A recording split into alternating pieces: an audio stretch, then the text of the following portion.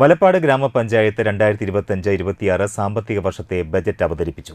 Panchayat conference ഹാളിൽ വെച്ച് vice പ്രസിഡന്റും ധനകാര്യ സ്റ്റാൻഡിംഗ് കമ്മിറ്റി ചെയർമാനുമായ VR ജിത്താണ് ബജറ്റ് അവതരിപ്പിച്ചത്.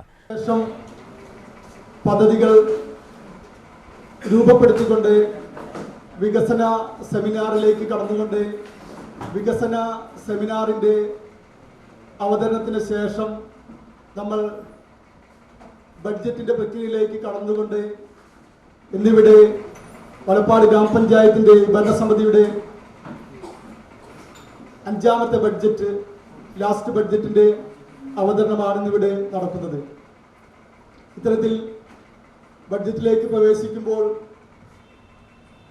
നമ്മുടെ അധ്യക്ഷൻ സൂചിപ്പിച്ച പോലെ തന്നെ നമ്മൾ പ്രാമുഖ്യം നൽകേണ്ട പാർപ്പിട മേഖലയ്ക്കും അതുപോലെ തന്നെ മാലിന്യ നിർമ്മാർജ്ജനം സർക്കാരിന്റെ മാലിന്യ 40,68,66,236 രൂപ വരവും 36,07,28,000 രൂപ ചെലവും 4,61,38,236 രൂപ മിച്ചവും പ്രതീക്ഷിക്കുന്ന ബജറ്റിൽ സമ്പൂർണ്ണ പാർപ്പിടത്തിനും മാലിന്യ നിർമ്മാർജ്ജനത്തിനുമാണ് ഊന്നൽ നൽകിയിട്ടുള്ളത്.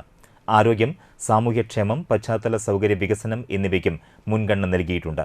കാർഷിക മേഖല, ആരോഗ്യം, ശുചിത്വം, കുടിവെള്ളം എന്നീ മേഖലകൾക്കും പ്രാധാന്യം നൽകിക്കൊണ്ടുള്ളതായിരുന്നു ബജറ്റ് അവതരണം.